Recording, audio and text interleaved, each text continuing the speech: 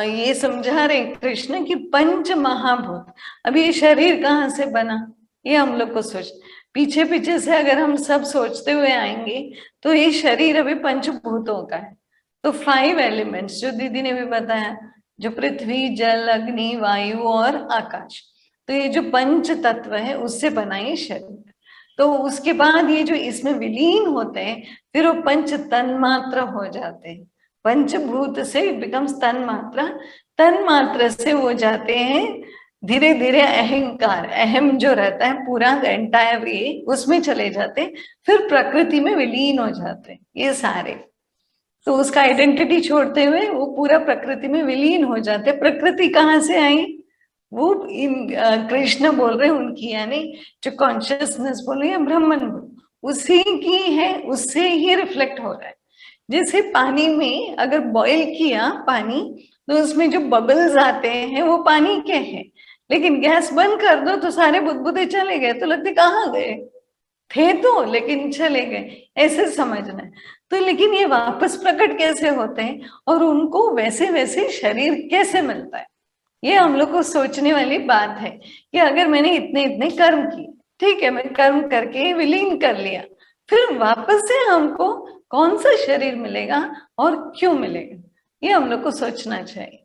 तो जैसे ही वो विलीन हो जाते हैं, फिर जब अगले टाइम जब वो शुरू होता है कल्प, तो जैसे ब्रह्मा का दिन बोलते हैं, तो ब्रह्मा का दिन होता है, कल्प शुरू होता है, तो क्या होता है, हम सारे वापस प्रकट हो जाते हैं।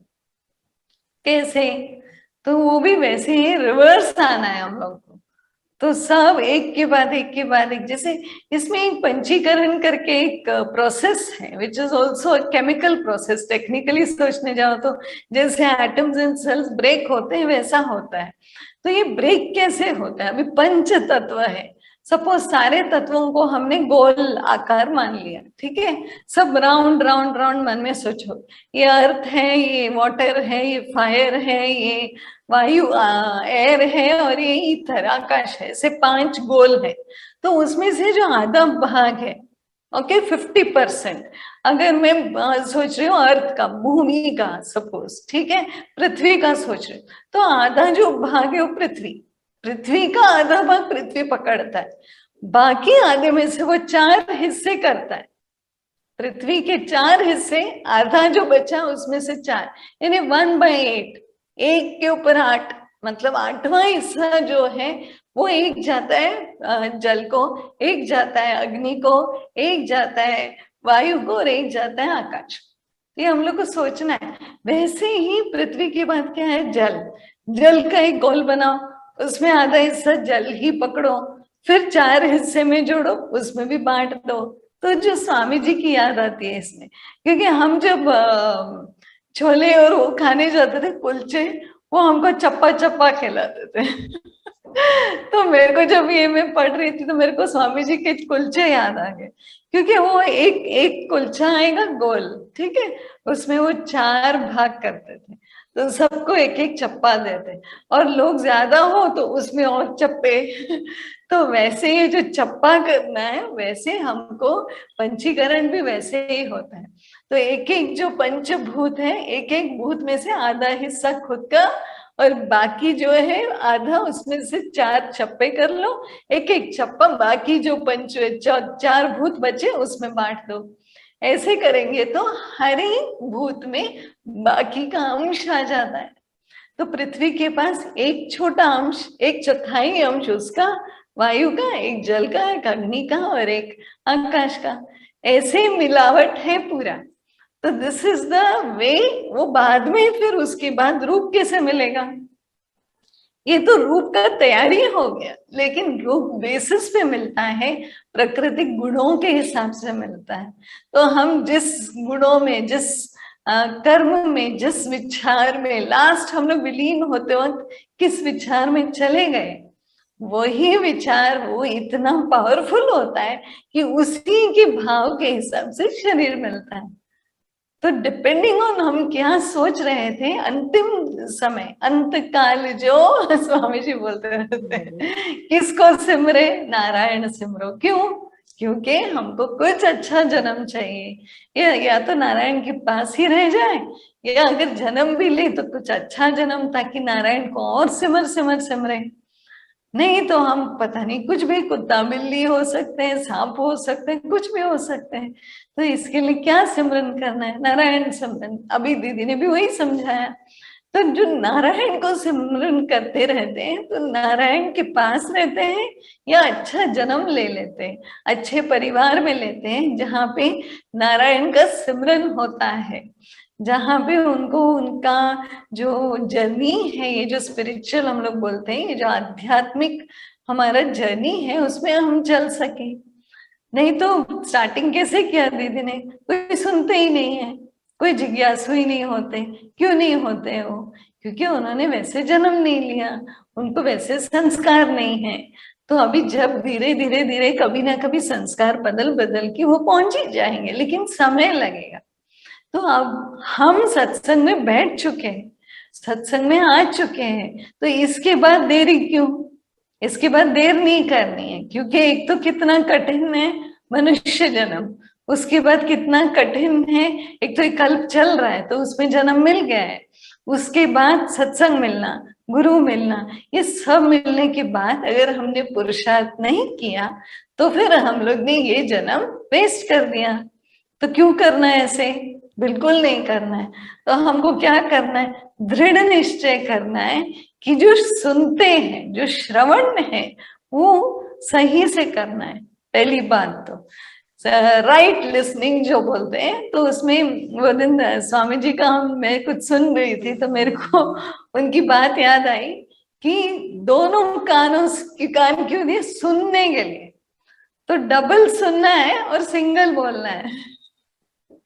तो हम लोग, स्वामी जी डांट रहे थे, बोलते आप लोग तो सिंगल सुनते हो और डबल बोलते हो।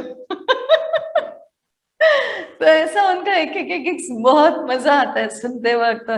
तो हमको श्रवण श्रवण सुनना है, सुनते रहना है, बार बार सुनना है। तो जो वाणी है, जो सत्संग की वाणी है, वो बार बार सुनना है। इसलिए ये वाला ना सुन लिया, छोड़ो, क्या छोड़ो, कुछ समझे ही नहीं हम ना, हम समझे ना, हम लोग उसको निधिध्यासन कर पाए। तो 25 बार बोलो, 500 बार बोलो, उसको पुनः पुनः वापस वापस सुनना है, क्योंकि हमको ये पुनः पुनः जन्म नहीं लेना है। नहीं सुनेंगे तो पुनः पुनः संसार चक्र में फंस जाएंगे।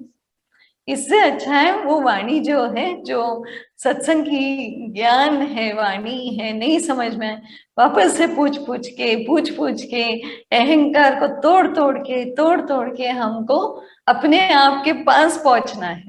तो अहंकार कैसा है, वो जाने ही नहीं देता हमको। अहंकार जो ज्ञान है गुरु का, उसको भीतर छोड़ता नहीं है, वो बैठा रहता है एकदम प्रगाढ़, बोलता है आने दो, मुझे पता है। तो ये जो मुझे पता है वो अहंकार बैठा है, not allowing the knowledge to come इन।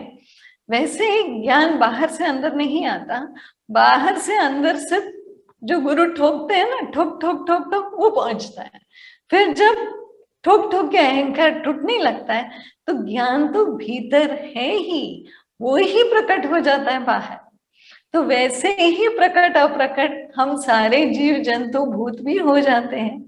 तो और एक तरीका समझने का ये है, अभी एक लाइट बल्ब सोचो जिसमें छोटे छोटे छोटे एक फ्रेम है लाइट बल्ब का, ठीक है, उसमें छोटे छोटे छोटे बहुत सारे बल्ब्स है, छोटे छोटे बल्ब्स है। अभी अगर वो ऑफ है तो सब ऑफ है। तो जैसे प्रकाश अगर स्विच ऑन किया तो सारे लाइट हो जाते हैं, सारे के सारे। उसके अंदर 25 का अगर फ्रेम है पूरा तो 25 के 25 जल जाते हैं। तो उसके लिए किसका प्रकाश? वो अपने आप भी, उसमें लाइट तो है, बल्ब भी है और करंट भी आ रही है, लेकिन स्विच ऑन नहीं है। तो स्विच ऑन करना है, क्योंकि जो हम बोलते हैं कि परमात्मा भी जो बोल रहे थे, जीव सभी में है, ईश्वर है ही, लेकिन हमको तो जो जीव रूपी हम समझ रहे हैं उसको स्विच तो ऑन करना पड़ेगा। स्विच ऑन नहीं किया, परमात्मा तो रहेंगे लेकिन हम अंधेरे में रहेंगे। क्योंकि हमको पता ही नहीं स्विच कहाँ है। तो बताता कौन है, स्विच कहाँ है? गुरु बताते हैं। तो गुरु आते हैं, स्विच बताते हैं, फिर हमको स्विच ऑन करते हैं, तो अरे था ही, ये तो हमेशा ही था, इतना ही था, बस स्विच ऑन करना था और बस है हम, तो प्रकट हो जाते हैं। तो प्रकट और प्रकट ऐसे होते हैं। तो ऐसा भी होता है, अगर आप लोग बाहर कोई बोर्ड देखते हो जिसपे लाइट है, ठीक है, तो ऐसा कभी कभी होता है, लाइक कभी आपके यहाँ क्या है, प्रशांत स्वीट्स, ठीक है, प्रशांत कॉर्नर, ऐसे दुकान है। अभी क्या होता है, कभी कभी वो हर एक के पीछे बल्ब होता है, कभी कभी वो पी जो लिखा है ना उसके पीछे वाला बल्ब उड़ जाता है, तो क्या हो गया, प्रशांत पी और आर दोनों गया, तो क्या हुआ, अशांत कॉर्नर हो गया। तो इतना हमको दूर से देखते हैं, पी और आर दोनों नहीं दिखते, प और र नहीं दिख रहा है, तो दूर से हम दिख रहे हैं कौन सा अशांत कॉर्नर है, अच्छा ये प्रशांत कॉर्नर है, लेकिन उसके दोनों बल्ब नहीं जल रहे हैं। तो बल्ब जलना, बल्ब का जीवित रहना भी जरूरी है। तो इलेक्ट्रिसिटी आ रहा है, स्विच भी ऑन है, लेकिन वो प और र दोनों नहीं जल रहे, क्यों नहीं जल रहे, क्यों नहीं जल, ये सोचना है हम लोग को। तो उसका जो वहां का जो जीव का जो एक जर्नी था वो खत्म हो गया, तो बल्ब फ्यूज हो गया अभी, तो नया बल्ब लगाना है, तो नया शरीर लेना है। ये बहुत बहुत ही, फिर क्या करते हैं हम, वो बोर्ड खोलते हैं, उसमें बल्ब चेंज कर देते हैं, अगली बार आओ तो प्रशांत हो जाता, अशांत से प्रशांत हो गया। तो सब चीज प्रकट, सब कुछ है ही, हमेशा है। तो जब कृष्ण बोल रहे हैं कि मेरे को तो कुछ टच ही नहीं हो रहा है, आई एम उदासीन, उदासीन बोल रहे हैं, मतलब ये जो हो रहा है ये इसका कर्ता मैं नहीं हूं, तो फिर कर कौन रहा है और हो कहाँ रहा है, ये सब सोचने वाली बात। अभी आकाश है, ठीक है, आकाश में जो बादल है, तो बादल वहां चिपके है क्या आकाश में, कि घूम रहे है ही, लेकिन आकाश में जरूर है वो, एक मिनट का म्यूट कर, तो आकाश में वो है, सारे बादल हैं।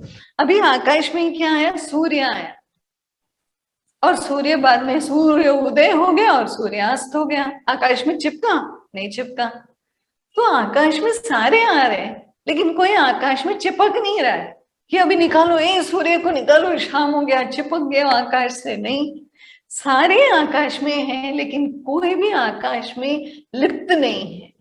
सूर्य हो, चंद्र हो, कुछ भी हो, वहां कोई भी चीज चिपका हुआ नहीं है।